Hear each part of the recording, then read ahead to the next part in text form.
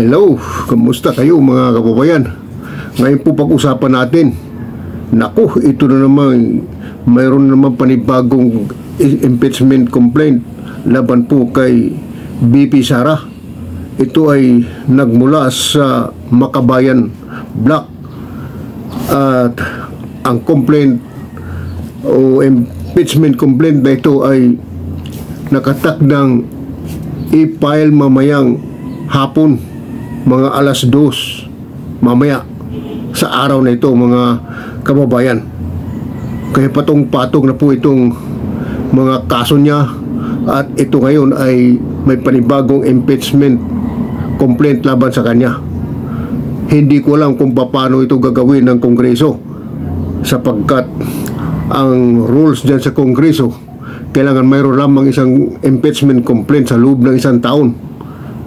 Pero dahil siguro ay alam ng Makabayan Block na tatanggapin ng Kongreso ang kanilang impeachment complaint na ito, kaya nila isinabay sa proseso noong impeachment complaint na ipinail kahapon ng civil society groups na yun ay natanggap kahapon at ngayon ay i-file naman itong pangalawang complaints ng Makabayan Block.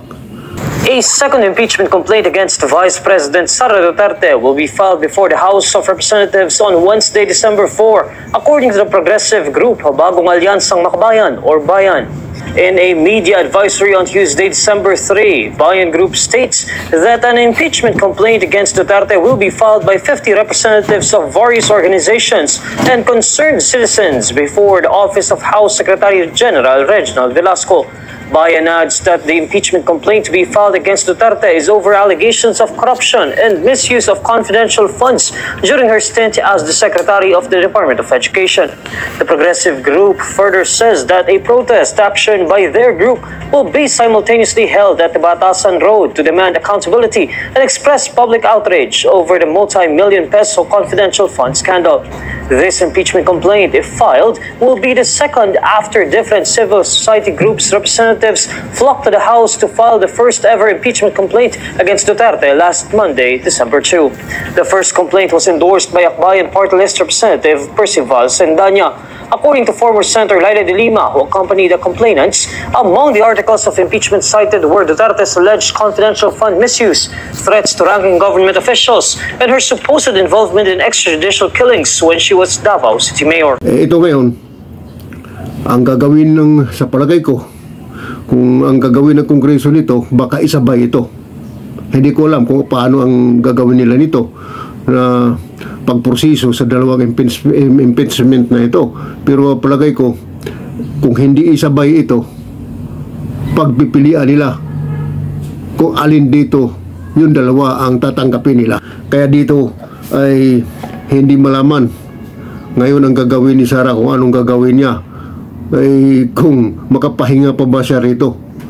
Kahit na siguro siya ay natutulog, ay gising yung diwa niya sa mga dami ng kaso at itong dalawang impeachment na kakaharapin niya ngayon dito sa Kongreso. Inuulit ko po na i-file mamaya alas 2 ng hapon. Abangan po natin itong Makabayan Block. At ito ay ikalawang impeachment complaint laban kay BP Sara, at yung kahapon ay civil society, yun po yung nag-file kahapon na pinangunahan ni Laila de Lima. At itong si Percival Sindanya, yun po, siya po yung nagpatanggap doon sa Kongreso. Ang kahapon na ipinail na impeachment ng civil society ay mayroon pong 17 complainants or signatory ang ipinail kahapon. Ngayon, itong bagong impeachment na ipinail ng Makabayan Block ay hindi po ito magkakaiba ang mga ebidensya nito, sapagkat ang mga ebidensya na gagamitin nila. Isa dito ay ganun pa rin po yung naimbestigahan nila sa Kongreso at yung mga pirang confidential fund ng Office of the Vice President na hindi may paliwanag ni Sara kung paano niya ito sasagutin. Sapagkat dito mga kababayan ay nagkahiwalay ang complaints na ito. Siguro hindi ayaw ng Makabayan Black na isama doon sa civil society.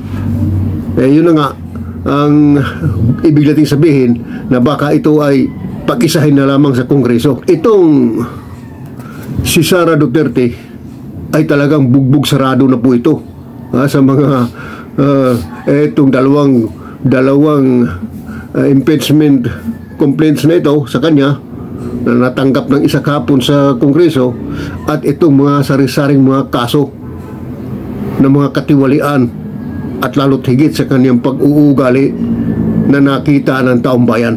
Yan po yung dahilan dyan. Yung pong sinasabi natin pag-uugali niya ni Sara Duterte na akala mo siga o talagang siga siya, at saka yung mga trato niya doon sa kalaban niya sa politika ay kaiba talaga. Pasiga-siga siya. O ngayon, yung pasiga-siga niya, makikita niya dito niya ngayon ilalabas dito sa mga kaso na ito na isinampalaban sa kanya. No? Lalo na yung hindi nga maipaliwanag. Isa sa mga mahalagang bagay ito na yung mga confidential fund na imbestigahan doon sa Congress na hindi niya maipaliwanag yung pirang nilustay niya mula sa confidential fund ng Office of the Vice President. Ang nangyayari ngayon ay mayroon siyang mga ghost employees. Ang tawag nito, ghost employees nito na doon ay pumirma doon sa disbursement receipts na hindi naman totoong tao ang pumirma doon, katulad ni Mary Grace Payatos. Ay noong biniripay ito ng kinauukulan ay wala namang Mary Grace Payatos. So ang ibig sabihin nito, ghost employees. Ito ay dagdag pa rin po na kaso laban pa kay Sara Duterte, na kung saan yung ghost employee ay bawal na bawal po yan sa ating saligang batas. Ay mayroong katunayan nga po, mayroon nang na-convict dyan, tulad ni dating konsihal dyan sa Quezon City sa distrikto, si Roderick Paulate. Ang dahilan ang kaso noon ay ghost employee. Kaya dito karagdagan po itong ebidensya. Ang pagkatao o tao man ito si Mary Grace Payatos na hindi masumpungan sa record doon sa PSA ng Philippine Statistics Administration. Ang sabi ng PSA, walang ganung pangalan na nakaresto sa kanila. Kaya ngayon itong NBI ay tumulong sa pag-imbestiga nito. Isa pa, ang COA nag-report na mayroong 375 million na intelligence fund, confidential fund, extraordinary fund ng Office of the Vice President. Hindi malalaman kung saan ginastos ito ng Vice President. Bumibiyahe ang Vice Presidente paikot sa buong bansa na hindi maipaliwanag kung saan niya ginastos malaking pirang ito. Kaya isa ito mga kababayan ngayon na talagang karagdagang mga ebidensya doon po sa kanyang kinakaharap na kaso. Ito pang isa, mayroon pa. At isa pa sa iniimbestigahan ngayon ng NBI, yung tungkol sa ghost employee. Yun nga po yung sinasabi natin kanina na tungkol sa ghost employee, sapagkat yung pong PSA ngayon ay nagpatulong po para sa investigasyon nitong ghost employee. at sa disbursement receipts ng hindi naman totoong tao, kundi ghost employee nga ito. Yan po na hindi may paliwanag ni Sara doon po sa Kongreso. Kaya ang Kongreso ay galit na galit sa kanya, at hindi lamang ang taong bayan, kasi noong panahon ng investigasyon ng Quadcom dyan sa Kongreso ay nakatutok doon sa investigasyon ng Kongreso. Bagamat mayroon silang ginagawang rally dyan sa EDSA na people power daw, inilangaw sapagkat wala doon ang interes ng tao. Ang interes ng tao gusto malaman yung investigasyon dito sa Kongreso, kung saan napunta yung pong malaking halaga ng pira na hindi may paliwanag, at kung bagkos ginamit pa itong 5 kataong pumirma nito na wala naman sa verification doon sa PSA. Mga kababayan, hindi natin alam ito kung talagang paano ito sasagutin ni Sara pagdating doon po sa korte. At isa pa rito, itong impeachment na ito na natanggap na sa Kongreso ay talagang napakalakas at napakatibay ng ebidensya laban po sa kanya, sa Vice Presidente. PNP ngayon ay kinumpirma na rin na may mga baril si Sara Duterte. Pero lisensyado ang mga baril na ito. Pero wala siyang PTC, wala siyang permit to carry.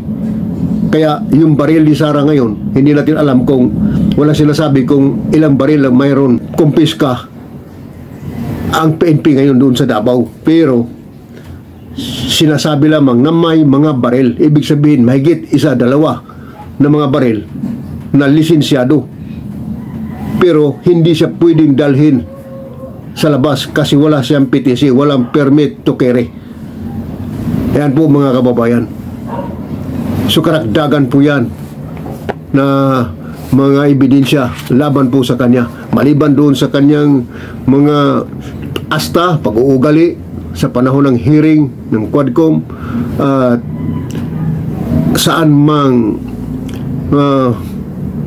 mga investigasyon ng pamahalaan na pasiga-siga siya. Ngayon, dalawang bagay ang nakikita ko rito. Kung ating titingnan itong impeachment proceedings, pwede siyang mag-resign sa kanyang posisyon bilang Vice Presidente para hindi na matuloy ang impeachment, pero mananatili pa rin yung mga kaso niya doon sa korte. Ang impeachment lang ang hindi na matutuloy kung siya ay magre-resign, pero pwede pa siyang bumalik o tumakbo sa anumang posisyon sa pamahalaan kung mag-resign siya. Pero kung mamatigas siya, lalaban siya diyan sa Kongreso, ma-impeach siya, mawawala lahat yung karapatan niyang tumakbo sa halalan, at hindi na siya pwedeng tumakbo sa anumang eleksyon sa Pilipinas kung siya ay ma-impeach dito. Ano sa palagay ninyo mga kabayan? Ano masasabi ninyo tungkol dito sa ating pinag-uusapan ngayon?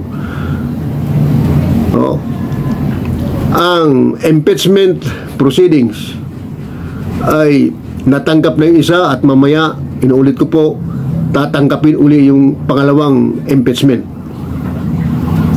At dito, nung mapagpasyahan ng Kamara na ang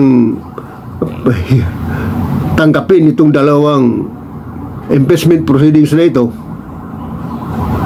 o kaya'y pagpipilian sa Kamara kung alin dito ang tatanggapin nila, kung di nila gustong isabay ito, sapagkat ang impeachment nito, sakit sa ulo ito ng Kongreso. Malaking problema ito kasi oras at ang investigasyon nito ay mahirap mga kababayan.